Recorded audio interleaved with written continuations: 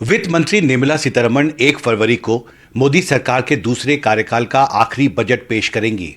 इसको लेकर छोटे बड़े उद्योगों और आम लोगों में काफी ज्यादा उत्सुकता है और बहुत महत्वपूर्ण होगा देखना कि अर्थव्यवस्था को लेकर आगे क्या नया रोड मैप वित्त मंत्री अपने अंतरिम बजट में पेश करती हैं। इस पर बात करने के लिए मेरे साथ हैं वित्त मंत्रालय के पूर्व मुख्य आर्थिक सलाहकार और आईएमएफ के एग्जीक्यूटिव डायरेक्टर डॉक्टर केवी सुब्रमण्यम। एनडीटीवी में आपका स्वागत है। आईएमएफ का जो लेटेस्ट वर्ल्ड इकोनॉमिक आउटलुक है उसमें आपने इंडिया के ग्रोथ प्रोजेक्शन को अपवर्डली रिवाइज किया 6.3% से 6.7%। इस अपवर्ड रिवीजन का आधार क्या है? यदि आप देखें हिमांशु, तो पिछले 2 साल में जो हमारी जीडीपी की हमारी अर्थव्यवस्था की जो विकास दर आई है वो 7% से ज़्यादा आई है। पिछले साल 7.2% था और इस साल अनुमान लगाया जा रहा है, जो एनएसएसओ की जो डेटा आई है उसमें कि 7.3% रहेगा। और यदि ध्यान दें तो जब महामारी का समय था, महामारी के समय में भी हमने तब बताया था कि 7% का जो विकास दर है वो भारत ज़रूर दर्ज करेगा। तो वैसा ही हुआ है। और चूंकि पिछले 2 सालों में जो आईएमएफ का जो आंकलन था वो 7% से कम था और जो एक्चुअल विकास दर है वो काफ़ी उससे ज़्यादा बढ़कर आया, तो इसलिए आईएमएफ ने आंकड़ों को देखकर अपना जो है अपवर्ड रिवीजन किया है। जी, वर्ल्ड इकोनॉमिक आउटलुक रिपोर्ट में यह भी कहा गया है कि India remains one of the fastest growing economies among the major economies. अंतरिम बजट पेश करेंगे वित्त मंत्री 1 फरवरी को।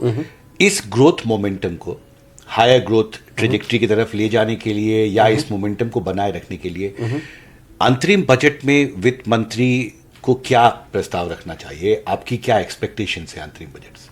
देखिए, ये तो पहली बात ये हम ध्यान में रखें कि ये जो बजट है ये वोट ऑन अकाउंट है।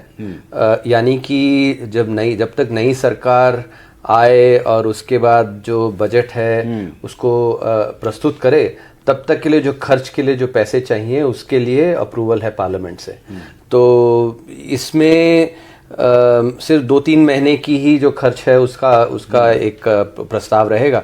तो मेरे अनुसार जो अच्छा काम जो अभी तक हुआ है, जो सरकार ने किया है, उसी को दोहराएंगे इस बजट में और शायद 1-2 और कदम हो सकते हैं। आपको ध्यान होगा 2019 में जो वोट ऑन अकाउंट था और तब मैं सरकार में था और मुझे ध्यान है कि पीएम किसान का जो प्रोग्राम है वो एक्चुअली तब पेश किया गया था, लॉन्च किया गया था। उसके अलावा जो इनकम टैक्स रेट हैं, जो पर्सनल इनकम टैक्स रेट्स हैं, उस पर थोड़ी कमी की गई थी। ये 2 मेन प्रस्ताव थे। तो इसी तरह मुझे लगता है कि इस बजट में भी कुछ जो हमारी जो रूरल एरियाज़ हैं, किसान हैं, उनके लिए कुछ प्रस्तावें होंगी और शायद हो सकता है मिडिल क्लास के लिए कुछ हो। लेकिन बहुत ज़्यादा इसमें बहुत ज़्यादा जो बदलाव है वो नहीं होगा, क्योंकि एक वोट ऑन अकाउंट है। इस साल नई सरकार के गठन के बाद जून में इकोनॉमिक सर्वे पेश होगा। इस बार पेश नहीं किया गया है, पर एक दस्तावेज वित्त मंत्रालय ने जारी किया है, की highlights of the Indian economy, a review. इसमें यह कहा गया है कि पिछले 3 साल से लगातार 7% से ज्यादा ग्रोथ रेट भारत की रही है। 2020 में कोरोना संकट के दौरान आप पहले अर्थशास्त्री थे जिसमें आपने ये प्रोजेक्ट किया था कि भारत की जो अर्थव्यवस्था की रफ्तार है वो 7% से ज्यादा रहेगी। आज वो बात सही साबित हुई है। तो आपके उस संकट के दौर में एक बहुत ही पॉजिटिव प्रोजेक्शन का आधार क्या था? मतलब आपने क्या रीड किया था, क्या आंकड़े आपने देखे थे भारतीय अर्थव्यवस्था के जरिए जिससे आपको लगा कि भारत सस्टेन तरीके से 7% से रफ्तार से आगे बढ़ेगा?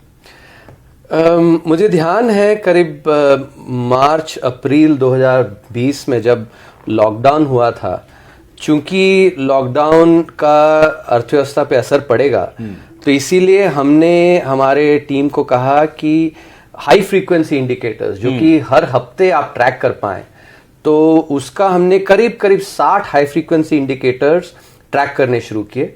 और इस दृष्टिकोण से कि हम सोमवार को सुबह वित्त मंत्री साहिबा, प्रधानमंत्री जी और जो कॉमर्स मिनिस्टर्स होम, उनको जो बदलाव हुआ पिछले हफ्ते, जो सोमवार के दिन, उसके मुकाबले इस हफ्ते क्या बदलाव हुआ, ये भेजने के लिए हम करीब 60 हाई फ्रीक्वेंसी इंडिकेटर्स को हमने ट्रैक करना शुरू किया। तो वो जो 60 हाई फ्रीक्वेंसी इंडिकेटर्स हैं, उसको चूंकि हम वैसे तो हर हफ्ते भेजते थे, लेकिन मैं उनको हर रोज ट्रैक करता था कि किस तरह वो चल रहे हैं। तो वो आंकड़े एक्चुअली साफ बता रहे थे कि हमारी जो अर्थव्यवस्था है उसमें सिर्फ लॉकडाउन के कारण जो असर, जो लॉकडाउन के कारण क्या होता है, आपकी इकोनॉमिक जो आर्थिक गतिविधियां हैं वो कम हो जाती हैं, तो इसीलिए जीडीपी पे असर पड़ा था। तो और मेरा ये पूर्ण विश्वास था, उस समय मैंने कोरोना के पहले भी कहा था कि हमारे अर्थव्यवस्था में कोई प्रॉब्लम नहीं है। तो वो आंकड़ों में साफ दिख रहे थे, जैसे आप ई-वे बिल्स हैं, आपके जो पावर कंजम्पशन है, इलेक्ट्रिसिटी, ये सब में मैं देख रहा था कि एक्चुअली रिकवरी हो रही है। और चूंकि मेरा ये विश्वास था, मैंने विश्लेषण भी किया था कि हमारे इकोनॉमी में कोई उसमें मतलब कोई आपदा की बात नहीं है।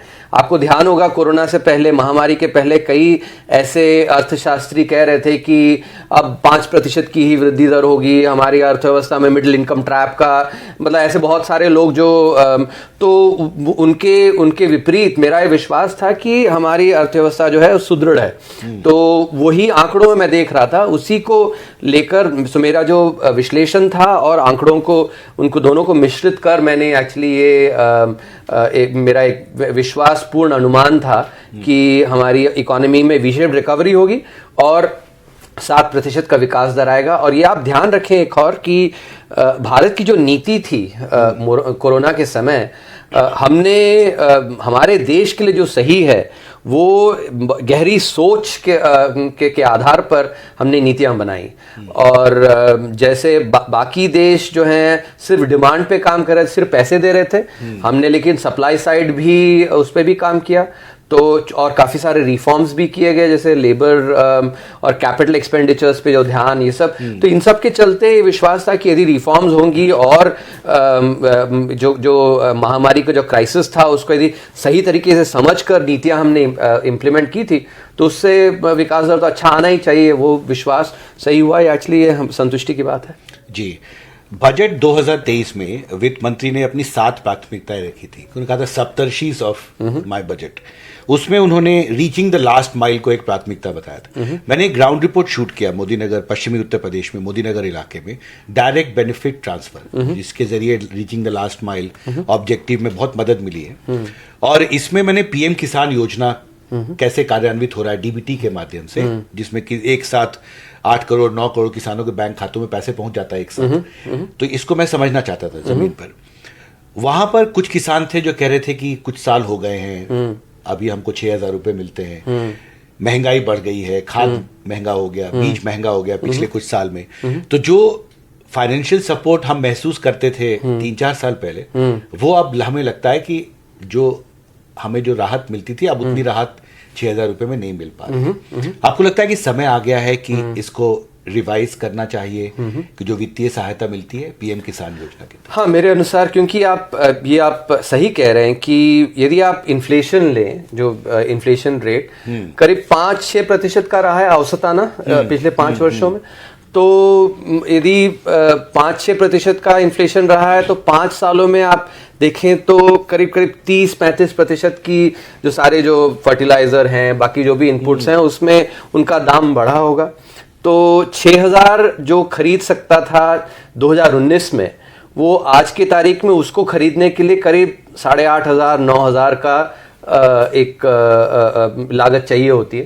तो जो हम, जैसे हम अर्थशास्त्री रियल टर्म्स में बोलते हैं कि मतलब आप उस पैसे से कितना खरीद सकते हैं, तो यदि हमने उतना वही रखना है, समानांतर रखना है, तो आज की तारीख में वो यदि 8,500-9,000 हो, तो 6,000 से जो आप 2019 में खरीद सकते थे वही आज भी खरीद सकते हैं। तो इसीलिए मेरा ये मानना है कि इसको बढ़ाना जो है वाजिब होगा। ये और एक और आप यदि आप ध्यान दें, जब पीएम किसान जब लागू किया गया था, तब मैंने काफ़ी सारे मीडिया को इंटरव्यू दिया था। मैंने ये कहा था कि इसका जो है लाभ ये होगा कि यदि आप एक छोटे किसान को लें जिसकी मासिक आमदनी मान लीजिए करीब 30,000 रुपए हैं, तो उसके लिए 6,000 और 3 महीने में 6,000 जो है वो करीब करीब एक 10% वृद्धि है। और ये जो है क्योंकि 2000 महीने में 2000, 3 महीने में एक बार 6,000 उसको जरूर आएगा। तो जो अनिश्चितता है उसकी जो मतलब लेफ्ट टेल बोलते हैं हम, जो डिस्ट्रीब्यूशन में अर्थशास्त्री बोलते हैं कि वो अनिश्चितता कम होने के कारण उससे निवेश जो है प्रोडक्टिविटी बढ़ाने के लिए निवेश बढ़ेगी। और ये अभी एक बहुत अच्छा एक रिसर्च स्टडी है IIM बैंगलोर में, पुलक घोष जो है प्रोफेसर, उन्होंने एक्चुअली ये शोध करके बतलाया है कि जो मेरा उस समय का अनुमान था कि निवेश बढ़ेगा क्योंकि अनिश्चितता कम होगी, वैसा ही हुआ है। उन्होंने एक्चुअली अपने एक PhD स्टूडेंट है यूनिवर्सिटी ऑफ शिकागो, उनके साथ में ये विश्लेषण करके लिखा है कि PM किसान के कारण निवेश जो है इसमें बढ़ा है। तो ये भी तो आर्थिक दृष्टिकोण से भी इसको एक्चुअली जरूरी है कि 6,000 से हम इसको 8,500 या 9,000 करें। तो मैंने एक किसान से पूछा था कि आप चाहते हैं कि इसको बढ़ाया जाए, कितना बढ़ाना चाहिए? तो ओमपाल सिंह उनका नाम था, मुझे याद है, गदाना गांव में रहते हैं मोदी नगर में। उन्होंने कहा कि देखो कम से कम 1,000 रुपए तो बढ़ाना ही चाहिए। तो आप जो कह रहे हैं वो इन्फ्लेशन से उनका जो कॉमन सेंस है, वो प्रोजेक्शन आपको लगता है कि 1,000 रुपए 2,000 की जगह अगर 3,000 किया जाए तो अच्छा होगा? जैसे मैंने कहा कि एक्चुअली यदि आपको उस जो खरीदने की क्षमता है, जो जिसको परचेसिंग पावर जिसको हम रियल इनकम कहते हैं, यदि उतना ही रखना है जो 6,000 खरीद सकता था 2019 में, तो 8.5 या 9 तक ठीक रहेगा। जैसे मैंने कहा, मैं एक्चुअली प्रिसाइज यदि आप आंकड़े लें तो शायद हो सकता है कि थोड़ा इधर उधर हो, मतलब 8,000 8.5, मैं अनुमान मतलब अप्रोक्सीमेटली बता रहा हूं कि 5-6% का इन्फ्लेशन लेकर, तो 8 से 8.5 या 9 तक भी ठीक रहेगा। उसमें मतलब रियल टर्म्स में उसके जो खरीदने की क्षमता है वो सही रहेगी। एक सवाल था प्रधानमंत्री आवास योजना। अब पिछले बजट 2023 में वित्त मंत्री ने प्रधानमंत्री आवास योजना के लिए जो आवंटन था वो 66% बढ़ा के 79,000 करोड़ किया। अब मैं अभी पश्चिमी उत्तर प्रदेश में एक गांव में गया था ग्राउंड रिपोर्ट करने की प्रधानमंत्री आवास योजना का कार्यान्वयन कैसा चल रहा है। उस गांव में बहुत सारे घरों का निर्माण वहां पर चल रहा था और साथ ही मजदूर भी मिले जो बहुत खुश थे कि उन्हें काम भी मिल रहा। ट्रैक्टर्स जो थे लोगों ने हायर पे दिए हुए थे क्योंकि सीमेंट की सप्लाई करनी है, ईंटा ले जाना है। तो ऐसा लगा कि ग्रामीण अर्थव्यवस्था में वो एक तरह का मल्टीप्लायर इफेक्ट था। बहुत अच्छा लगा क्योंकि आप जो बता रहे हैं यही चीज आप तो ग्राउंड लेवल से बता रहे हैं और हमने जो इन सब में विश्लेषण अनुमान लगाया था कि मैक्रो इकोनॉमिक तरीके से और दृष्टिकोण से ये जो फायदे हैं ये आएंगे। तो अच्छा लग रहा है सुन के। Thank you so much. So इस संदर्भ में मैं जब देखा कि CII ने जो अपनी प्री बजट मेमोरेंडम दिया है वित्त मंत्री को, उसमें ये कहा है कि प्रधानमंत्री आवास योजना के तहत आवंटन बढ़ाना चाहिए। उन्होंने लो कॉस्ट एफोर्डेबल हाउसिंग की भी बात की है कि उसमें जो इंटरेस्ट सबवेंशन होता है उसका भी दायरा थोड़ा बढ़ाया जाए। ये कितना महत्वपूर्ण होगा आपको लगता है? क्योंकि इसमें एक तथ्य आपके सामने रखता हूं कि 31 मार्च 2024 तक 2,95 लाख घर बनाने का टारगेट था। इसको पूरा किया जाए इसके लिए वित्त मंत्री ने 1 साल पहले आवंटन बढ़ाया। अभी 2.5 करोड़ घर बन चुके हैं। 2,94 लाख के आसपास सरकारी आंकड़ों के मुताबिक उनका एलोकेशन पैसे का हुआ है पर घर जमीन पर बना नहीं है, वो आवंटन हुआ है। तो अब CII की तरफ से ये सुझाव है कि इसका बढ़ाना चाहिए। इसको आप कैसे देखते हैं इंडस्ट्री की? मेरे अनुसार एक्चुअली ये एक अच्छा कदम था और इस पे जोर दिया जाना चाहिए क्योंकि देखिए एक मूल तथ्य जो मैं हमारे दर्शकों को बताऊं कि जब सरकार निवेश करती है जिससे कि पूंजी बने, एसेट्स बने, जो एसेट्स इकोनॉमी में, तो उससे जो है इकोनॉमी को काफी लाभ होता है।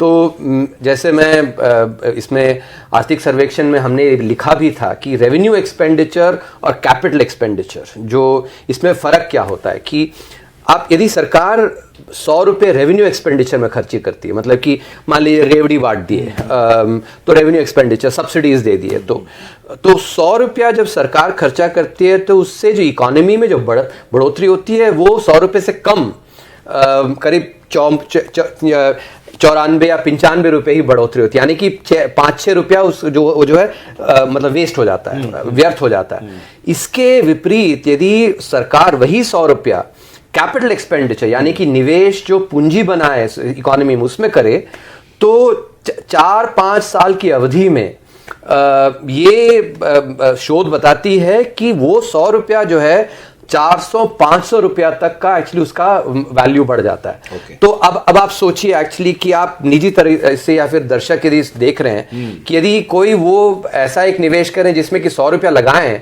और 95 रुपया आए, और दूसरा एक निवेश जिसमें कि 100 रुपया लगाएं और 3-4 साल बाद 400-500 रुपया आए, तो साफ है कि जो कोई व्यक्ति है वो किस तरह के निवेश करना चाहेगा।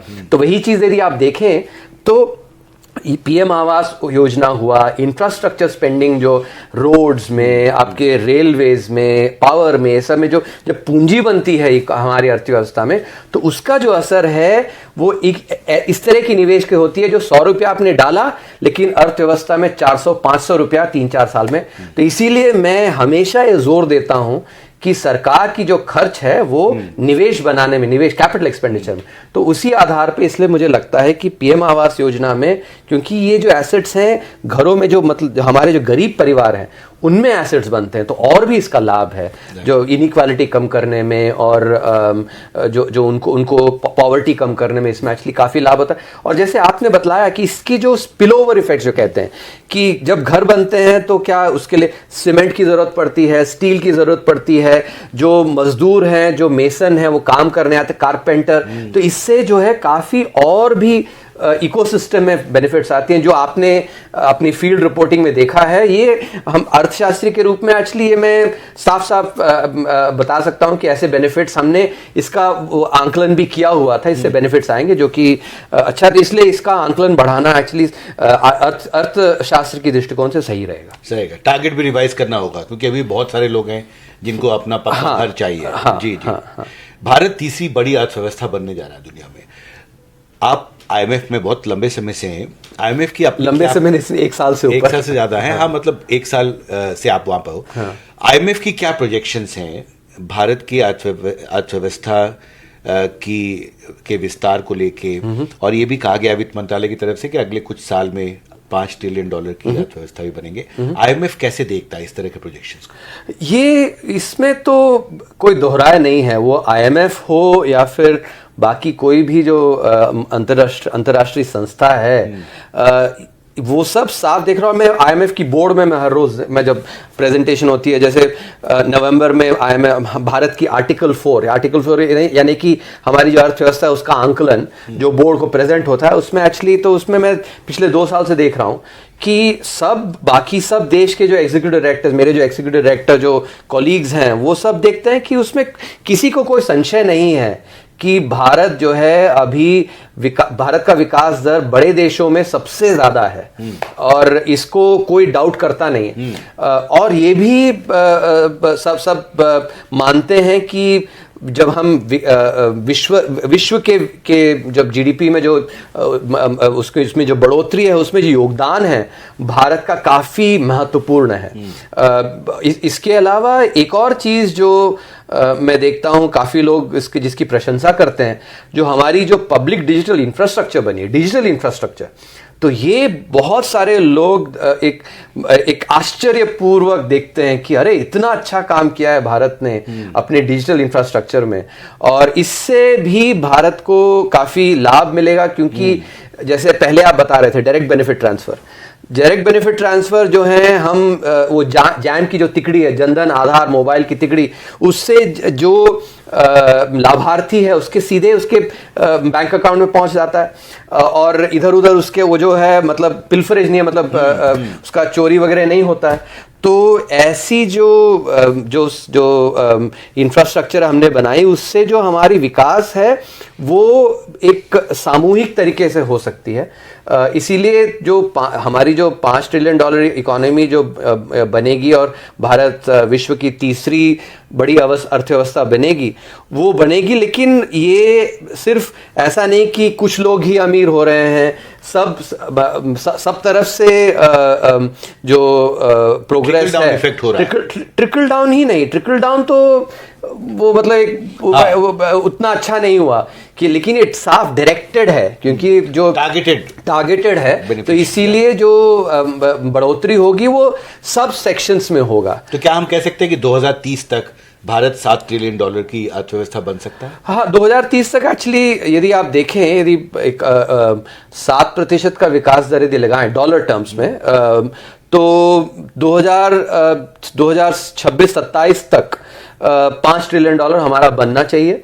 और उसके बाद यदि थोड़ा 7 से ऊपर का विकास दर यदि आए तो फिर 2030 तक $7 ट्रिलियन की इकोनॉमी बन सकती है।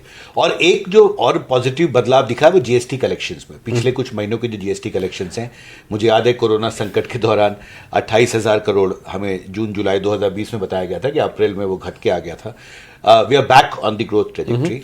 और ये जो रिबाउंड हुआ है उसमें आगे के लिए क्या प्रोजेक्शंस आपको दिखाई देते हैं? जीएसटी कलेक्शंस जो हैं, आगे क्या लगता है आपको? राजस्व का कलेक्शन जो है उसकी दिशा और दशा क्या रह सकती है अगर अर्थव्यवस्था इसी रफ्तार से आगे बढ़े?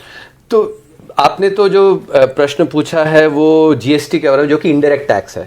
मैं आपको जो मैं रिस्पॉन्स दूंगा वो इनडायरेक्ट टैक्स और डायरेक्ट टैक्स दोनों को मिला के, ये सही है कि इनडायरेक्ट टैक्स में काफ़ी अच्छी वृद्धि हो रही है, जिसमें दो मूल कारण हैं। एक तो अर्थव्यवस्था काफ़ी अच्छी कर रही है। अर्थव्यवस्था जब का विकास दर अच्छा रहता है तो कंजम्पशन जब बढ़ता है तो उससे जो कंजम्पशन बेस्ड टैक्स है, इनडायरेक्ट टैक्स है, वो भी बढ़ता है।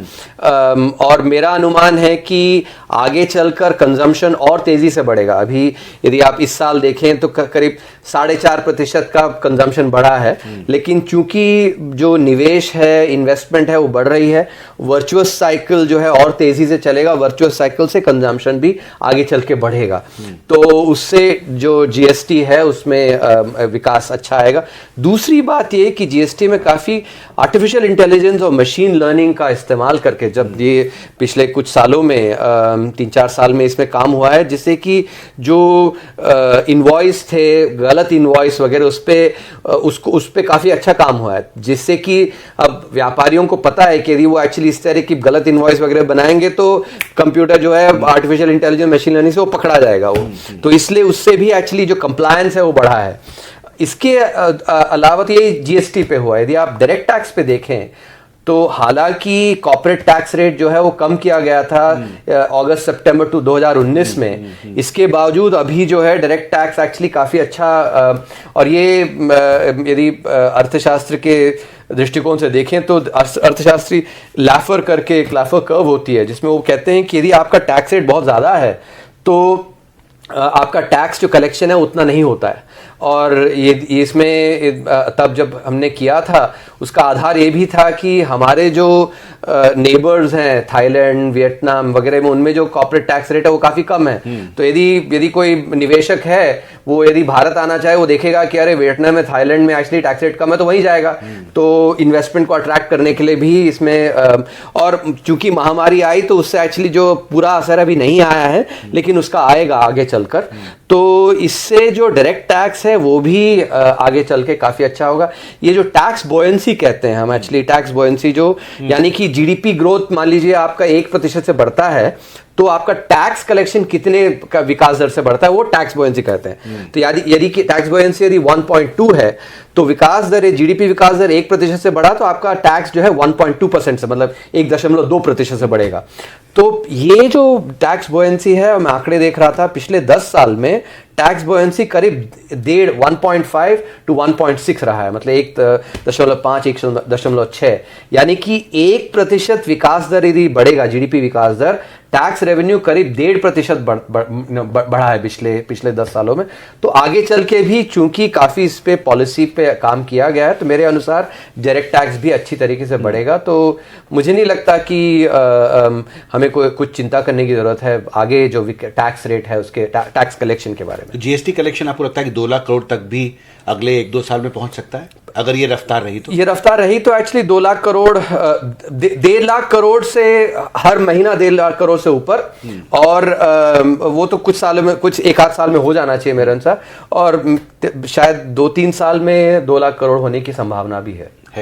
एक आखिरी सवाल, कल मैं एक छोटे उद्योगपति से मिल रहा था, उनके एक फैक्ट्री है, automation factory, Bulandshahr road industrial area, manufacturing में है जी। हाँ। तो उन्होंने कहा कि देखिए टैक्स जो है, हम जिस तरह से टैक्स देते हैं उस प्रक्रिया को सरल बनाना है। जीएसटी का जिक्र कर रहे थे, जीएसटी का जिक्र और कह रहे थे कि जो फर्जी कंपनियां हैं उनके खिलाफ क्रैकडाउन होना चाहिए। अगर उनके साथ हमारा ट्रांजैक्शन होता है तो बहुत लंबे समय तक टैक्स का मसला फंसा रहता है। और तो एक तो सरल हो प्रक्रिया, और टैक्स में भी अगर थोड़ी राहत मिल जाएगी तो हर बजट से पहले ये उम्मीद रहती है कि अगले 1 साल में थोड़ा कम टैक्स देना हो।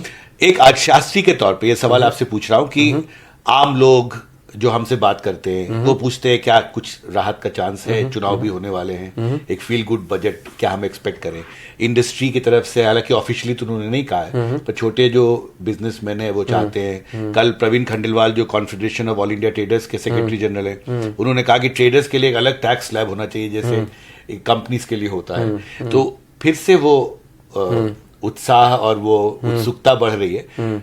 आपको लगता है कि मौजूदा परिस्थिति में, ये तो वोट ऑन अकाउंट है, क्या इस तरह के बदलाव जरूरी हैं भारतीय अर्थव्यवस्था के लिए? देखिए, ये एक हमें ध्यान में रखना है कि जीएसटी जो है बजट में नहीं आता, क्योंकि जीएसटी काउंसिल डिसाइड करती है। वो जीएसटी जब नहीं था तब इनडायरेक्ट टैक्स बजट में आती थी, लेकिन आज की तारीख में वो नहीं आता है। तो ये साफ है कि बजट में जीएसटी में कोई चेंज नहीं होगा, क्योंकि वो बजट में वो प्रावधान ही नहीं है। जीएसटी हर बार सरप्राइज भी रहता हूं कि सीआईआई फिक्की के प्री बजट मेमोरेंडम में जीएसटी को लेकर बहुत सारी चीजें होती है, पर हमें वो लगता है कि शायद वो शायद एक्चुअली नहीं वो समझते हैं। मेरे अनुसार ये है कि चूंकि एक उनको एक अवसर मिलता है टैक्स के बारे में बताने के लिए, तो ये वो वित्त मंत्री साहिबा और बाकी लोग उसको जीएसटी काउंसिल में ले जाएंगे। एक्चुअली ये सोच शायद, मैं अनुमान लगा रहा हूँ, मैंने बातचीत बहुत लंबा चौड़ा हाँ, लेकिन उनको तो जरूर पता है कि जीएसटी जो है बजट में जीएसटी काउंसिल में ही होती है। जहां तक आपने जो बाकी डायरेक्ट टैक्स की जो बात की, इनकम टैक्स की, कॉर्पोरेट टैक्स रेट की, ये जैसे मैं पहले भी बता रहा 2019 में इसमें कमी की गई थी। तो शायद हो सकता है कि पर्सनल इनकम टैक्स में कुछ राहत मिले, ये हो सकता है। लेकिन अभी तो मैं तो बजट बनाने में नहीं हूँ, तो मैं इसके बारे में ज़्यादा और नहीं कह सकता। लेकिन सरलता जो है उसमें काम करना बहुत ज़रूरी है। यदि जीएसटी में हो या फिर जो इनकम टैक्स है उसमें सरलता काफ़ी आई है। ये मैंने एक 2 साल पहले मैंने ट्वीट किया था। हमारी श्रीमती जी जब वाइफ, उन्होंने टैक्स रिटर्न फाइल किया और आज शाम को शायद 7 बजे 8 बजे टैक्स रिटर्न फाइल किया, और कल अगले दिन सुबह 10 बजे उनको रिफंड मिल गया था। तो मैंने ट्वीट भी किया था कि एक्चुअली तो ये तो काफ़ी, और वो काफ़ी सरप्राइज थे, प्लेजेंटली सरप्राइज्ड जैसे। तो पर्सनल टैक्स में तो काफ़ी उसमें सरलता आई है। जीएसटी में और जीएसटी फॉर्म्स और वो सब में एक्चुअली जहाँ तक मेरा अभी इसमें बदला है तो मैंने शायद ध्यान ना दिया हो, लेकिन कंपनीज को सेंट्रल लेवल और स्टेट लेवल में भी फॉर्म्स फाइल करने पड़ते हैं। यदि कोई ऐसी कंपनी है 3-4 स्टेट्स में काम करती है तो हर जगह फाइल करना पड़ता है, जो कि एक ही जगह फाइल हो तो उससे सरलता जो है बढ़ेगी।